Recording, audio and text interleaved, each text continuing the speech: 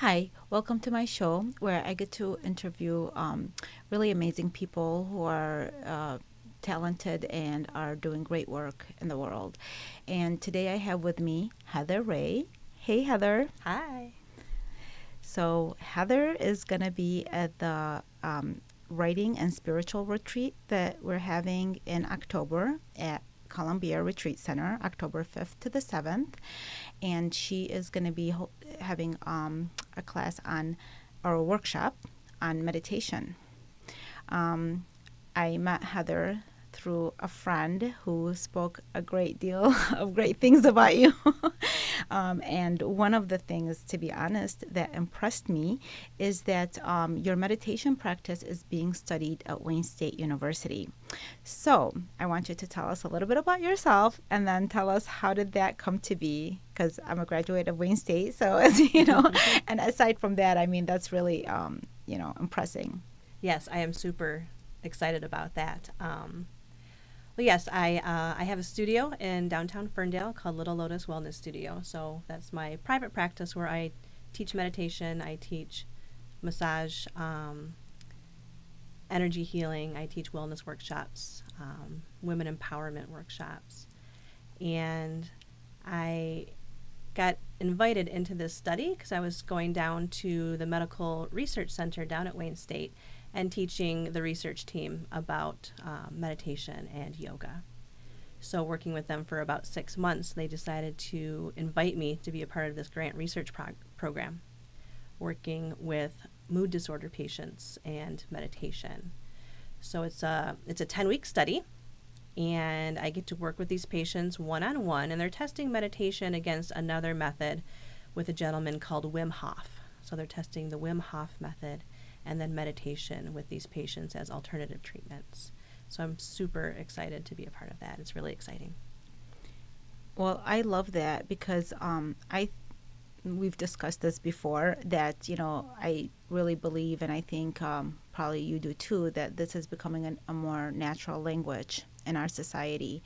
Even doctors, even Beaumont, Henry Ford Mm-hmm. Hospital, they're including integrative medicine into their areas, and I do believe that it's going to be more of a regular language, and it will be available to patients if they so desire.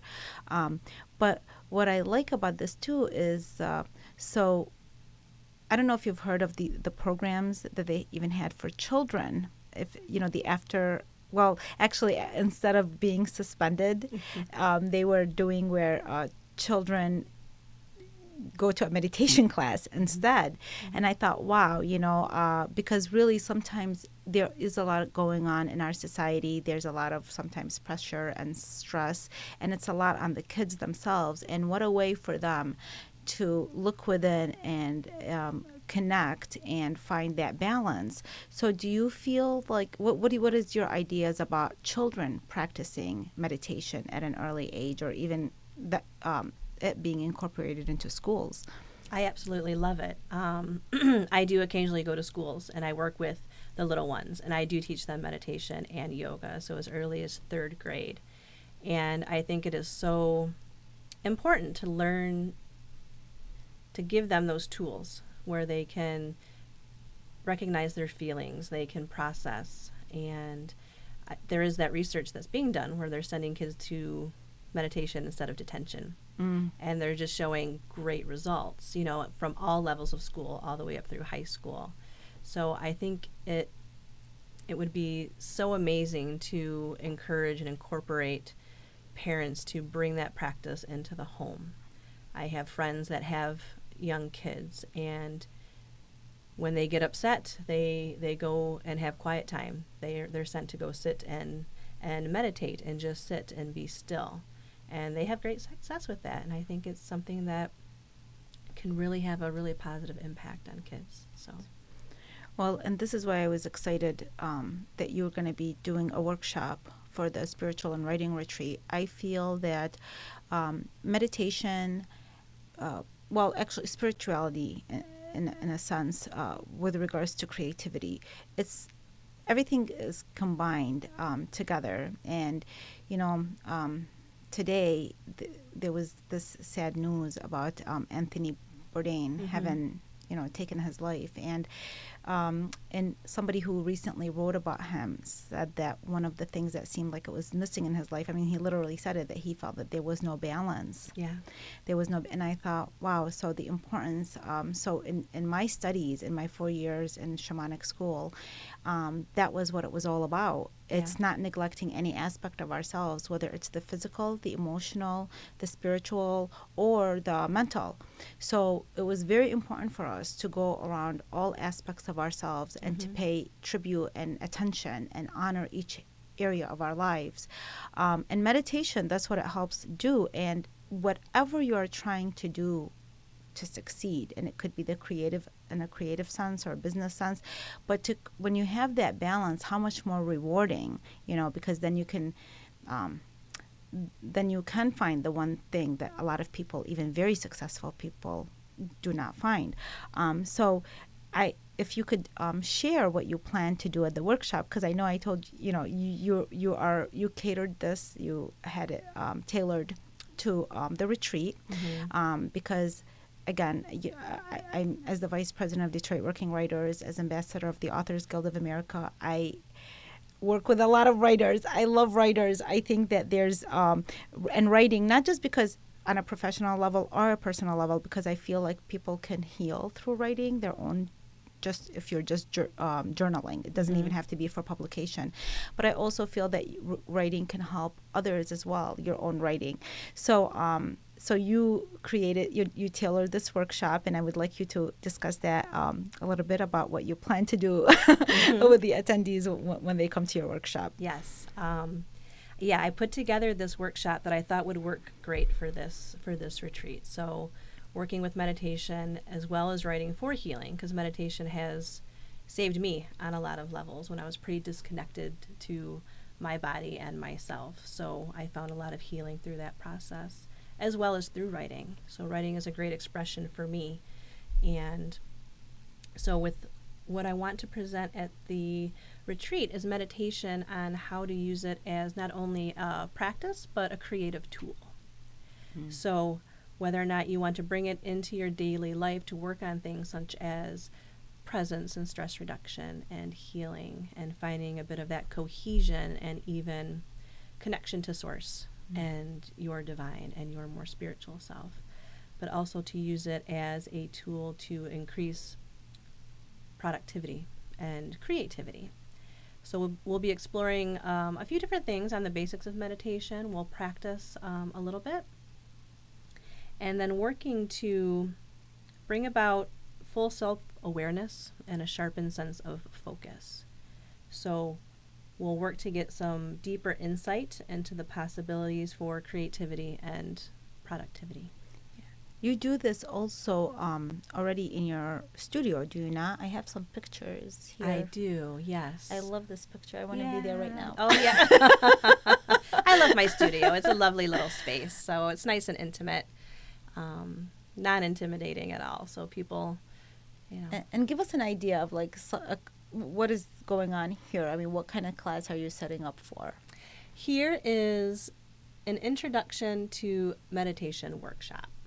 So that's a little bit more of a lengthy practice and workshop where we kind of break down the practice to get to the bare bones of what the practice is. And we find the different ways to explore the practice and how to kind of build it up to match whatever your intention is on what you want to use it for in life, because there's so many different benefits and reasons why people want to start a meditation practice. So it's exploring and working with that and being mindful. So we practice the art of mindfulness, and meditation's about playing the role of the observer. So we allow ourselves to just observe, take notice, and see what it is that we need from that practice.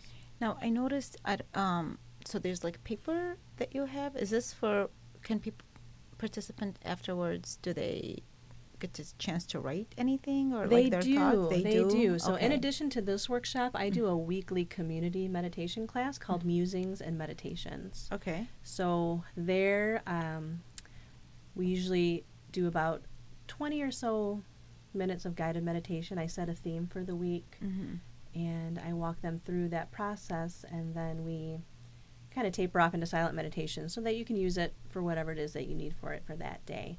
And then they get to take home musing or journaling points to work with that theme and that meditation after they leave, to see what inspires and what they get from that. And now, is this are these classes and workshops and information that's on your website? Or Yes. What's the name of your website? Is it the same as the studio.com or? Yes, I have 3 actually. My main website is heatherraymagic.com. Oh, okay. And I do have one for the studio, which is littlelotuswellness.com as well. Okay, very good.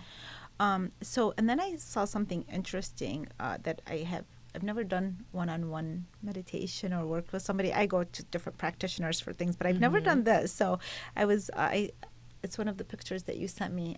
Tell us a little bit, how does this work? Yeah, I have a lot of people.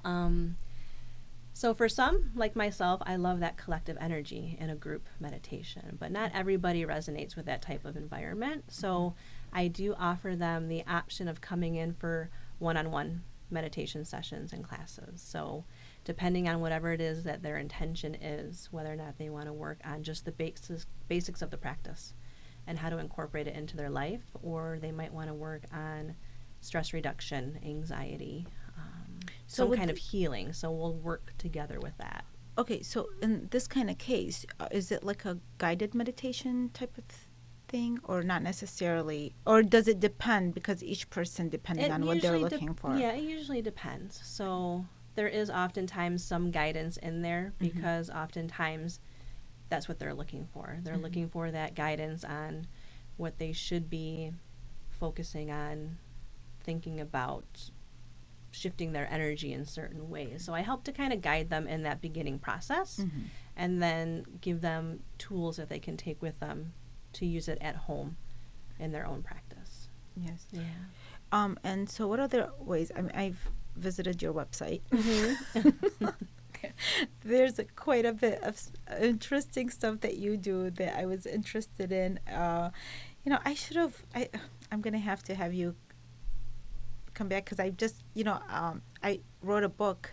It's not out yet, but I'm working on the book called Mesopotamian Goddesses. And I remember that when I went and I was looking under your description and I saw the word goddess, and I'm like, yay, I would have loved to kind of, maybe one of these days we can just discuss that with regards to the history of the goddesses and what role they play in our world, and why we need them today. We really do. Why we need the feminine energy to play a role. Again, it is to create that balance, so it all comes together.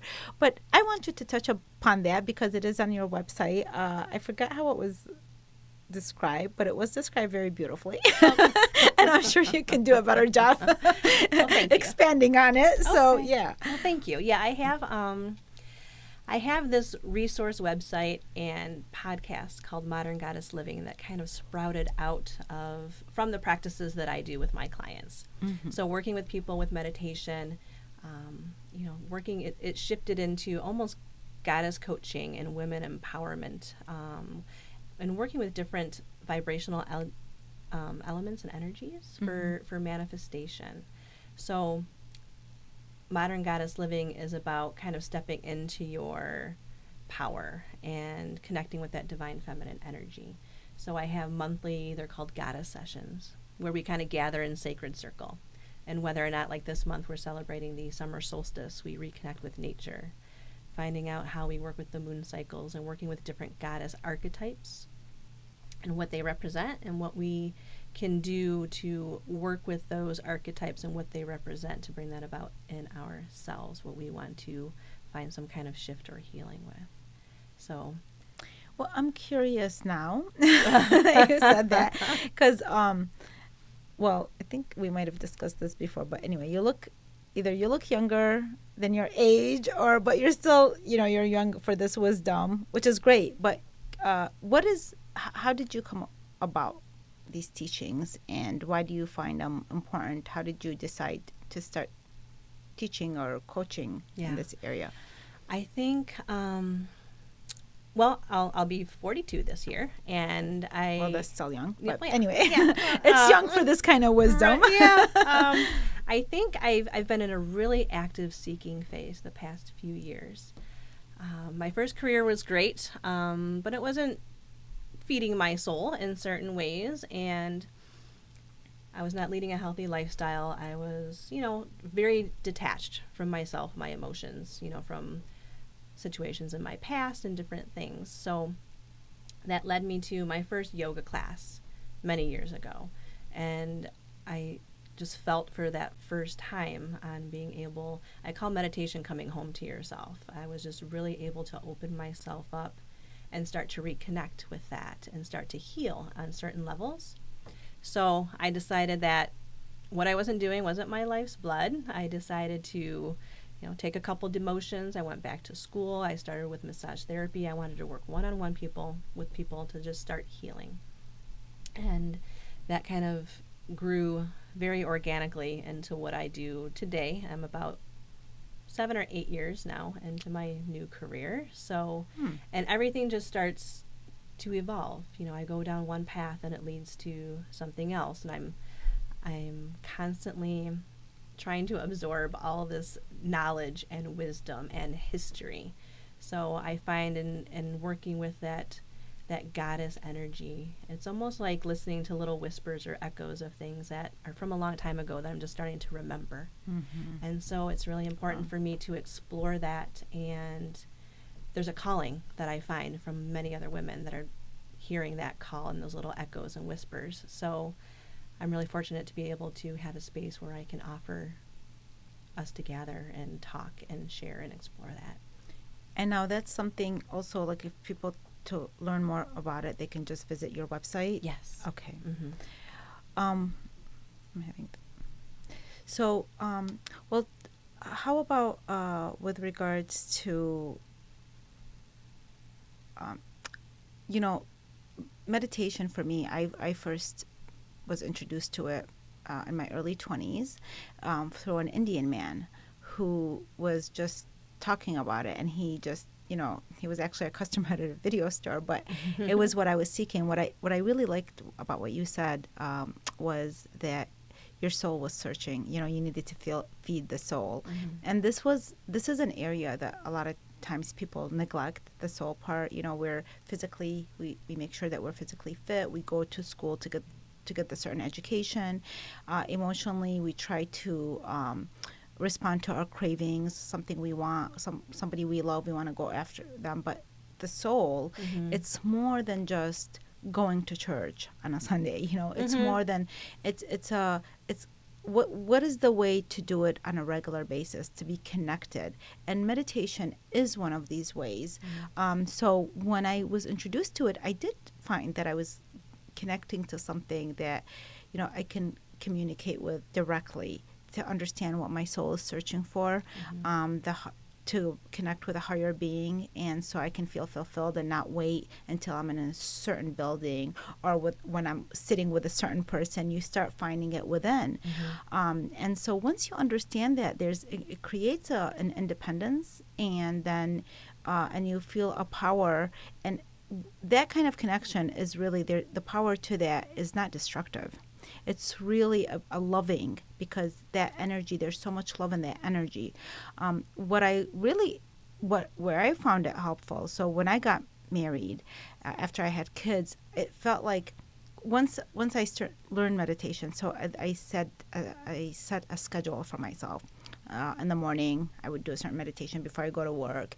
I would end my nights a certain way. After you get married and have kids, it kind of doesn't go like that. You understand that, there's really a higher power because there's you can't control, you're not God at all. However, I had this desire to reconnect in that way, and it just seemed, but I was tapping into what I learned through meditation, that stillness, that when I would sit down and how it felt, and that focus. And what ended up happening is, little by little, I started incorporating it back into my life by the way I did my bed, by the way I was fixing my children's closet, by the way I was picking up the toys. I would try to connect to that inner silence and that peace and that stillness as I was even working, because it became almost my only option at that time. But when you learn how to do that, so the point I feel, and I heard this before, where it's like meditation should be like throughout your whole day, but you start it as a practice, but really the point is that you can carry it with you. So today, for instance, in my morning walk, I feel that is a meditation, because the way I am breathing, these breathing techniques that I learned from yoga, I learned them from meditation classes, and I'm communicating with nature and the way I'm breathing. And so it becomes like a regular part of your life, rather than you just reserving a certain time period for it. I don't know if you have any, feedback to give, but that's been my experience. Yeah. Is that, and then I did end up getting back to where I did have the time to actually sit down and meditate. But I mean, I was able to tap into what I had learned while I was working. Yeah, I totally agree. I say that in my yoga classes, and we call it taking it off the mat. It's when you start this practice and you eventually see it spilling over into your everyday life. So perhaps you're working on being a little more mindful in your day-to-day life, a little more reflective, a little less reactive, and maybe not all the time. But I think if you continue a regular practice, and especially practicing things like gratitude, and like you said, not constantly reaching or grasping for something else. So when we can work with meditation, we can kind of peel away these different layers, almost like peeling away an onion or taking off your armor, whatever you want to call it, to kind of get to that essential self, that underbelly of our essential nature. Yeah, you can see in these pictures, you do feel there's a connection. There's something that happens. Really, I love this picture because it just it describes what we can't see. So we can't see what you're experiencing, but we can see the joy and the stillness in that. Don't hate, meditate. I love that. Yeah. Stop, breathe, connect, repeat. And repeat, yes. Well, sometimes that is my mantra. That's just to stop and breathe. And this is why I put that picture up, is because, we have about 6 minutes. What I would love if you could share with us ways that if somebody doesn't end up coming to your to your studio, or doesn't end up coming to the retreat, but if you can give them something that right now that they can use at home to try out meditation, or to kind of connect, or what is something that you would, something basic that they could just use while they're at home, and it could be for the busy person and not so busy person. There's a few different things that you can do on your own to just start kind of fusing some mindfulness and meditation practices into your daily life. So I like to do my meditation first thing in the morning. If you have the ability to do that, that's where I set my intentions for my day. So even if I just take 5 minutes, I tune in, I check into my breath, I check into my body, how I'm kind of showing up in the world as I start my day. Maybe seeing what I want to achieve that day, set my intentions. Or even if it's just sitting outside before the rest of the world wakes up with my cup of coffee or tea, just to breathe in that sense of peace and connection.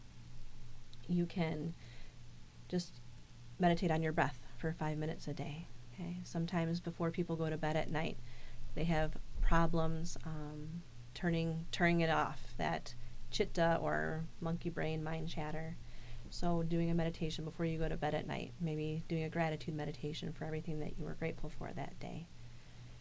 I tell people that maybe that work, the 9 to 5, if you have time during your lunch break, take a mindfulness walk, do a little meditation in the midday to kind of check in, see where you're at. Because oftentimes it's about checking in and seeing if there's anything that's no longer serving you, that you kind of let go of. And even setting little mindfulness bells. And we all have our smartphones with our little timers. You can set a little chime to go off throughout the day. That. Yeah. And that's going to tell you, okay, let me take a mindfulness moment here. Let me just sit back.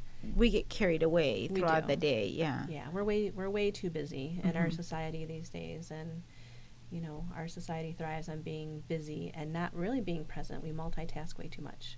So if you set those little mindfulness alarms and bells to go off, you can just sit back, take 5 deep breaths, and just take a minute to check in and recharge. Well, and I think people sometimes when you say that, like 5 minutes in the morning and then 5 minutes at night, might think like, oh, what's 5 minutes gonna do? It might seem like this is nothing, but it really does make a big, huge difference. It does. There's people, I mean, I know people that do an hour in the morning, and that's as important for them. I know people just that do those couple of few minutes where they put all that intent into those couple of minutes, but they still understand the value of that. And then throughout the day, maybe, it's about making the time for that. Yeah. Really, that's what it's about, just to be aware that, be still and put everything on stop and just look at something. Then it does change the way how you treat the next person that is going to come towards you. It's going to change how you address your next chapter. Yeah. I found it in my writing. Sometimes I don't know where my writing is going, a certain chapter or and I have to stop. I meditate on it. I give it over to God, and then I receive the perfect answer. And that's part of that stillness. The deeper you go, and then the communication with that gets even more and more intimate. Just like with any relationship, the more I'm going to know you, the more you might not have to say what you even mean. You don't have to explain what you mean, and I'm going to pick up exactly what you're saying. So those couple of minutes or whatever it is, really it does matter. And then if it evolves into more, that's great. But I think not to take for granted that you can start off with just something that little. You can, yeah. You can. And just that 5 minutes a day can help lower your blood pressure, improve your sleep. Oh, just 5 minutes of meditating on your breath every day. You know what? Day. Yes, we haven't even addressed the fact on a physical level. There's a lot of payoffs for that as well. Yeah, Yes. You start looking at food differently. Really, that's a whole new subject. Oh, that's an hour right there. But people, sometimes once you start meditating, and you have your own personal relationship of how it's going to evolve. It's going to change you physically, emotionally, mentally, spiritually. Again, as I was talking earlier about the 4 aspects, about the balance, that's really what it's about. It doesn't just address one area, the creativity, but there's so many other areas. But I am so happy that you are going to be leading a workshop at the Path of Consciousness Spiritual and Writing Retreat. So if you guys want to experience this wonderful woman's workshop, go to her studio or come to the Spiritual and Writing Retreat, which is October 5th to 7th at Columbia. And I thank you so much for coming here and for sharing this information. And I will be part of one of your students taking the class. Excellent. As well. I'm really looking forward to it. Thank you so much for including me in that. Thank you. Yeah, you're Thank welcome. you.